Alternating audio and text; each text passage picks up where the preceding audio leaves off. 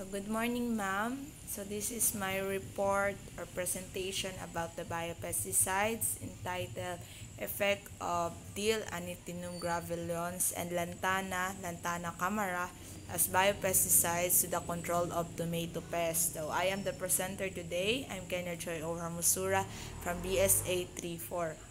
So for introduction, tomato was used to be a test crop in the experiment about biopesticides. The biopesticides consist of dill and lantana plant that were extracted. So sa experiment na to na ginawa is yung tomato yung naging test crop namin na pag-a-applyan ng biopesticides para matest namin whether if may effect ba to or effective siya as biopesticides. So it consists of dill and lantana plant. Procedure, number 1, gathering of materials which are dill and lantana. So, pag-gather namin ng materials is naganap lang siya sa loob ng school. So, kung ano nakita namin itong biopesticide materials na pwede magamit na mayroong plant na may biopesticidal properties is kinuha namin. So, yung napili ko is yung dill tsaka lantana. And number 2, the materials which are lantana and dill were measured. So, after nun, dahil 1:1 nga yung ating ratio, 1 sa materials na galing sa plants and then 1 din na water. So, hinati ko ngayon. So, 500 grams sa lantana and 500 grams din sa dill. So, ayan po, nakita nyo is mineasure namin siya. And then, number 3, the materials were then chopped to be blended. So, niready na namin after na measure, pagka-uwi namin is niready na po namin ngayon yung mga materials. Chinap na po natin yung lantana, tsaka yung lantana lang halos yung chinap ko since yung dill is hindi na kailangan i-chop. Number 4, the dill and lantana were then blended together and added with 1 liter of water. So, yung ginamit ko is nag-use ako ng blender para mas mabilis. Then, yung lantana and dill, pag tinotal natin siya is 1 kilograms. So, 1,000 grams. So, ginawa, pinaghalo na siya sa blender. And then, nag-add ng 1 liter of water. Yun na yung magiging talaga nila sa extraction. And then, the blended materials were strained using a strainer to separate the leaves from its extracted juices. So, ayan, kung makikita natin, yung ginamit ko is yung strainer para matanggal yung mga leaves na na-blend dun at ma-separate siya sa juices. Number 6, the extracted juices were transferred in a clean bottle. So, after namin makuha yung extracted juices niya is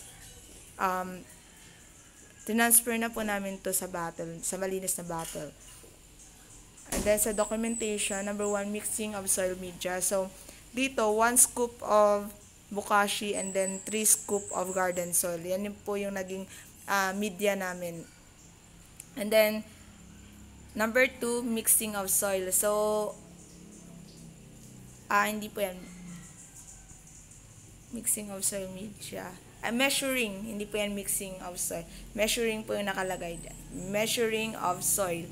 So, dyan, sa measuring of soil, is nag-come up kami, dahil 60 holes yun, dahil dalawa ngayong egg tray. So, meron tayong 60 holes. So, dito nakalagay 750 yung na-measure namin. Bale, 1.5 siya lahat since dalawa nga. Kasi kada isang egg tray, 750 yung soil na measure. And then, 750 din sa isa. So, a total of 1,500 grams. And then, kada hole is merong 25 grams na measure ng lupa. Then, number 3, putting the soil in the hole of egg tray. So, makikita natin, yung 25 grams na yun is, grams ng soil is nilagay sa kada butas ng egg tray.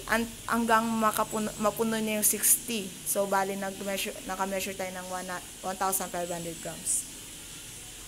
Number 4, measuring of biopesticides. So, makikita natin, mineasure namin yung biopesticide.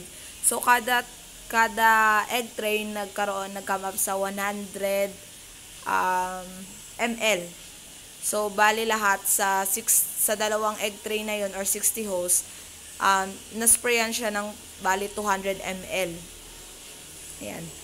Kasi 50 ml sa una bago taniman, and then mamaya after namin mataniman is nag-spray pa rin ng 50 ml. Sa isang egg tray yun. So, bali 200 ml. Number 5, spraying of biopesticide in the egg tray. So, makikita nyo, sprayan muna namin para mabasa bago namin taniman.